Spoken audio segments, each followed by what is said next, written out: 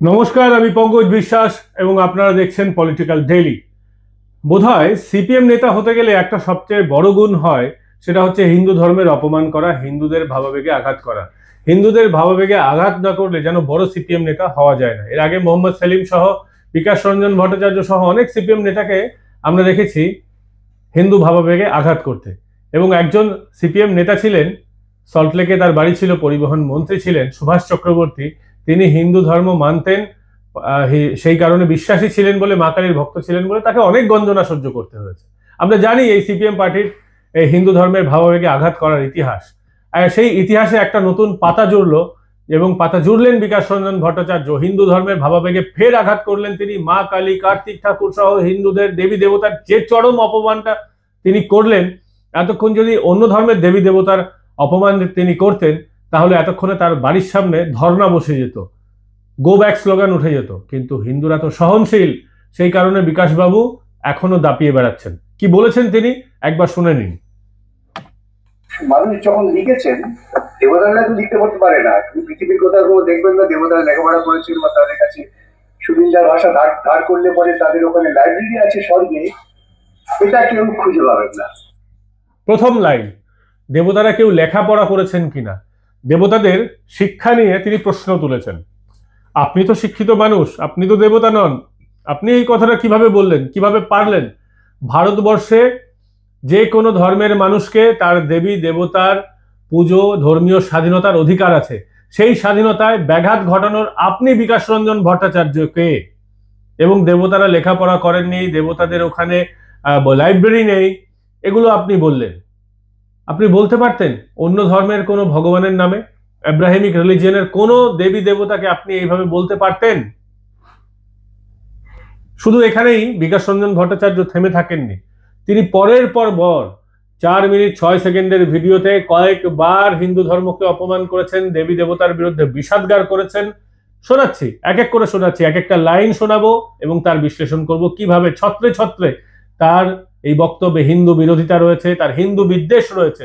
তিনি হিন্দু ধর্মে হয়তো জন্মেছেন, নামটাও হিন্দু বহন করছেন, বিকাশ রঞ্জন ভট্টাচার্য। কেন ভট্টাচার্য পদবিটা ছুড়ে দিন, বিকাশ রঞ্জন নামটা ফেলে দিন, অন্য কোনো নাম ব্যবহার করুন যখন আপনার হিন্দু ধর্মে এত আপত্তি। শুনুন তিনি আরো কি বলছেন। মানুষই লিখেছেন।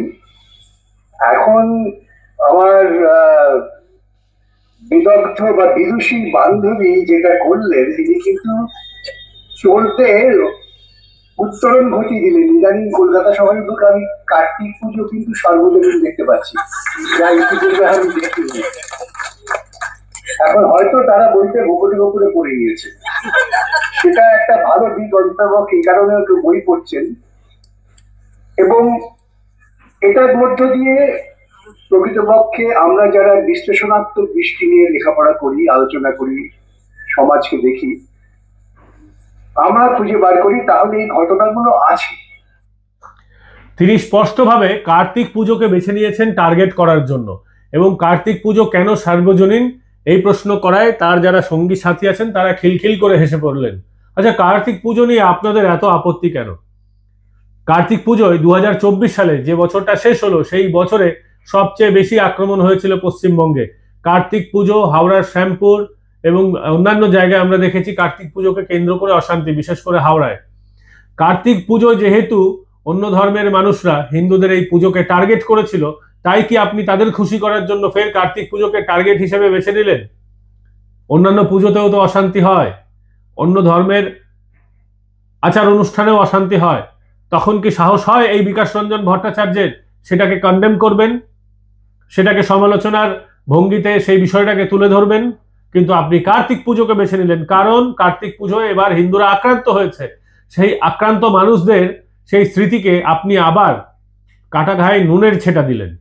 শুধু তাই না, কার্তিক পুজো সার্বজনীন কেন আপনি প্রশ্ন তুলেছেন। পশ্চিমবঙ্গে অনেক সার্বজনীন পুজো আছে, যবে থেকে পৃথিবী শুরু হয়েছে, যবে থেকে মানব সভ্যতার ইতিহাস শুরু হয়েছে, কিংবা নিদেন পক্ষে যবে থেকে হিন্দু ধর্ম প্রচার প্রসার পেয়েছে ধর্ম হিসেবে, তবে থেকে অনেক পুজোই ছিল না, পরে যুক্ত হয়েছে। সব ধর্মেই তাই হয়, এক একটা আচার অনুষ্ঠান অনেক পরে যুক্ত হয়।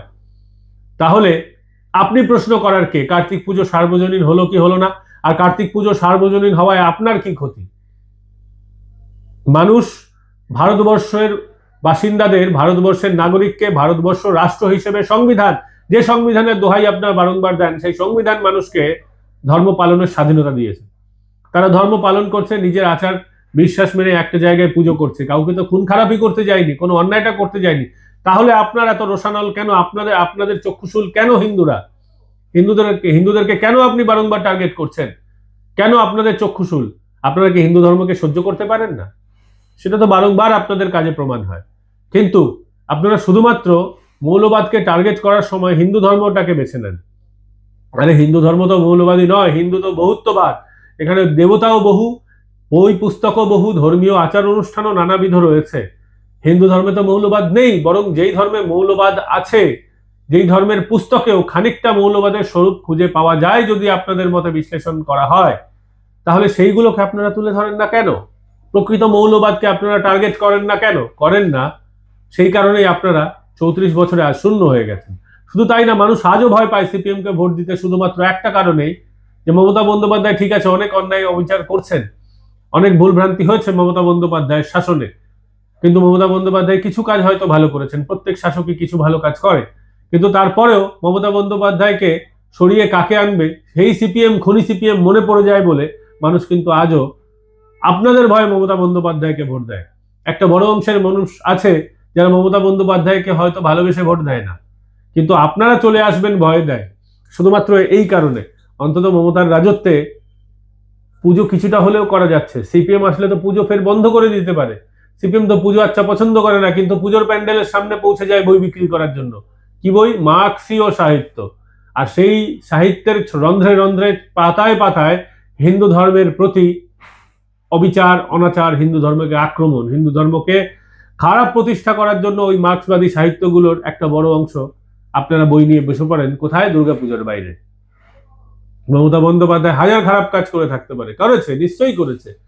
একটা সরকারে থাকলে সব কাজ ভালো হয় না, কিন্তু তারপরেও বলবো মমতা বন্দ্যোপাধ্যায় তো দুর্গাপুজোয় যান, তিনি নামাজও পড়বেন, তিনি তো বহুরূপীর মতো নামাজও পড়েন, তিনি আবার গুরুদ্বারাতেও যান। শাসকের এটাই করা উচিত, শাসকের করণীয়। হ্যাঁ, এটা হতে পারে যে তিনি হিন্দু ধর্মের, তিনিও একটা অংশে গিয়ে হিন্দু ধর্মের বিশেষ কিছু জায়গায় তিনি আঘাত করে বসেন, হিন্দু যে ধর্মের যে আচার বিধি আছে সেগুলোকে তিনি অনেক ক্ষেত্রে পালন করেন না বলে অভিযোগ ওঠে, সে না হয় ঠিক আছে। কিন্তু এই কার্তিক পুজোর পর মা কালীকে নিয়েও তিনি যে ভাষায় আক্রমণ করলেন, এই বিকাশ রঞ্জন ভট্টাচার্য, সো কল্ড উকিল, তিনি মা কালীকে যা বলেছেন না, আপনারা শুনলে আপনাদের কিন্তু গায়ে কাঁটা দিয়ে উঠবে, আপনাদের রাগে একদম মাথা থেকে পা অব্দি জ্বলে উঠবে। শুনুন তিনি কি বলছেন। সর্বত্রই আছে এবং সব ঘটনাকেই কিন্তু দেবত্ব আরোপ করা যায়। দেবরূপ প্রকৃতপক্ষে মানব সমাজেরই প্রতিবিম্ব। দেবতাদের দিয়ে মানুষ তৈরি হয়নি, মানুষ দিয়ে দেবতা তৈরি হয়েছে। কারণ সম্ভবত এই মানব সমাজে যা আছে, চুটি বিচ্ছুটি, মারামারি, খুনোখুনি, ছলচাতুরি, চৌর্যবৃত্তি, ধর্ষণ ইত্যাদি সবই কিন্তু দেবতাদের মধ্যে আছে। অর্থাৎ দেবনী এইরকম সতী প্রথাকে বেআইনি ঘোষণা করার জন্য লড়াই করেছিলেন। কারণ আমরা বলছি সতী প্রথা থাকুক, থাকবে না কেন? সতী প্রথা থাকা মানে উচ্চবর্ণের ব্রাহ্মণদের নারী ভোগের একটা চূড়ান্ত সুযোগ, আর সম্পত্তি লোপাট করার সুযোগ, এই দুটো থেকে যায়। বাস্তব জিনিসগুলোকে সামনে নিয়ে আসছে। তিনি একটা কথা বললেন, সাংঘাতিক। সাংঘাতিক মানে ঠিক কথাই, যে ডাকাতে কালিতে ছিল যে মা যদি ডাকাত হয় তার সন্তান সন্ততিরা চোর হবে না? এটা হয় নাকি? আর কালী মন্দির যে নেত্রীর আশেপাশে ঘুরেফেরা করেন, সেক্ষেত্রে তো চৌর্যবৃত্তি আরো বৃদ্ধি পাবে। সেক্ষেত্রে কিছু আর্থিক। শুনলেন তিনি বলছেন মা যদি ডাকাত হয় তাহলে সন্তানরা ডাকাত হবেই, কালী মন্দিরের আশেপাশে চৌর্যবৃত্তি হবে, এতে অবাক হওয়ার কিছু নেই। মা কালীকে তিনি সরাসরি ডাকাত বললেন। ডাকাত কালী মন্দির, ডাকাত কালী মন্দির বিভিন্ন জায়গায় ছিল, ডাকাতরা কালী পুজো করতো, এতে মা কালীর দোষ কোথায়? আজকে কিছু দুষ্কৃতী যদি অন্য একটা ঠাকুরের পুজো শুরু করে, তাতে ভগবানের দোষ কোথায়? ভগবানের ভক্ত তো ডাকাত হবেই, কিন্তু তাতে ভগবানের কিছু আসে যায় না। ভগবান তো সেই ভক্তদেরই বারংবার, যারা অন্যায় করেছেন সেই ভক্তকেও সংহার করতে ছাড়েননি। শিবের উপাসক ছিলেন স্বয়ং রাবণ, কিন্তু তারপরেও তার সংহার হয়েছে। আমরা যদি দেখি পৌরাণিক উপাখ্যানে, তাহলে দেখতে পাবো মহিষাসুরও ভগবানের উপাসনা করে অনেক শক্তি পেয়েছে, কিন্তু তার বধ হয়েছে, ভগবানই তার বধ করেছেন। কিন্তু ডাকাত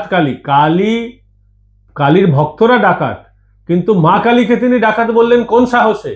মা কালী ডাকাতি করেছেন তিনি প্রমাণ দিতে পারবেন? তিনি তো ব্যারিস্টার, উকিল, তারা তো প্রমাণ নিয়ে কথা বলেন। মা কালীকে ডাকাত বলার আগে তিনি বললেন কিভাবে, এই প্রমাণটা তিনি দিন। আর তিনি বলছেন মা যদি ডাকাত হয় সন্তান সন্তুলে দাও, চোর জোচ্চোর হবেই। তিনি কাকে ইঙ্গিত করে বললেন? তিনি কিভাবে হিন্দু ভাবাবেগে আবার আঘাত দিলেন? আপনারা দেখছেন তিনি একের পর এক এই 4 মিনিট 6 সেকেন্ডের বক্তব্যে বারংবার তিনি হিন্দু ধর্মের ভাবাবেগে আঘাত দিয়েছেন, হিন্দুদের আঘাত দিয়েছেন। আচ্ছা বলুন তো, এটা ওকালতির কাজ? এটা একজন সুস্থ ভারতীয়র কাজ? এটা কি আইন বিরুদ্ধ কাজ নয়? তাহলে কি তার বিরুদ্ধে বিকাশ রঞ্জন ভট্টাচার্যের বিরুদ্ধে মামলা হওয়া উচিত নয়? বিকাশ রঞ্জন ভট্টাচার্যের বিরুদ্ধে মামলা হওয়া উচিত কি উচিত না আপনারা কমেন্ট করে জানাবেন। এবং অবশ্যই বিকাশ রঞ্জন ভট্টাচার্যকে আপনারা যেখানেই দেখতে পাবেন তাকে বলবেন, বিকাশ বাবু আপনি এই কাজটা ঠিক করেননি। হ্যাঁ, বিকাশ বাবুকে নিগ্রহ করার কথা বলছি না, ঘেরাও করার কথা বলছি না, শুধুমাত্র তাকে দেখতে পেলে অবশ্যই বলবেন বিকাশ বাবু আপনি অন্যায় কাজ করেছেন। অন্যায়ের প্রতিবাদ জানানো কিন্তু ভারতের সংবিধান আপনাকে সেই অধিকার দিয়েছে, আপনি সেটা করবেন। এবং সোশ্যাল মিডিয়ায় সকল যারা ভিউয়ার আছেন আমার, তাদেরকে বলবো বয়কট বিকাশ বলে হ্যাশট্যাগ ট্রেন্ড চালান, এই ভিডিওকে শেয়ার করুন। আপনাদের যত হিন্দু মানুষ আছেন যারা হিন্দু ধর্মে বিশ্বাস করেন, আপনার পরিচিত যারা আছেন, সকলের কাছে এই ভিডিওটা ছড়িয়ে দিন। এই ভিডিওটা ছড়িয়ে দেওয়া দরকার যে বিকাশ রঞ্জন ভট্টাচার্য কি নোংরা কাজটা করলেন। বয়কট বিকাশ হ্যাশট্যাগ চালান। আর বন্ধুরা, এই ভিডিও আপনাদের কেমন লাগলো কমেন্ট করে জানান। দেখা হবে পরবর্তী পর্বে। এবং বিকাশ রঞ্জন ভট্টাচার্যের মতো মানুষদের যখনই দেখবেন হিন্দু ধর্মের ভাবাবেগে আঘাত করতে, আপনারা কিন্তু প্রতিবাদ করবেন। সিপিএম নেতারা আমাদের দেবদেবী নিয়ে এইভাবে বলে যাবে আর আমরা চুপ করে বসে থাকবো, এটা হতে পারে না। আপাতত এখানে ভিডিওটা শেষ করছি। চ্যানেল সাবস্ক্রাইব করুন, পাশের বেল আইকন প্রেস করে দিন, যাতে সঙ্গে সঙ্গে এই ধরনের ভিডিও নোটিফিকেশন আপনারা সঙ্গে সঙ্গে পেয়ে যান। এবং যারা আমাদের সহযোগিতা করতে চান তারা জয়েন বাটন ক্লিক করে যে কোনো অপশন বেছে আমাদের সহযোগিতা করতে পারেন। এছাড়াও আমাদের ফোনপে বা গুগল পে নম্বর হলো 8820191212। ভালো থাকবেন, সুস্থ থাকবেন, দেখা হবে পরবর্তী পর্বে।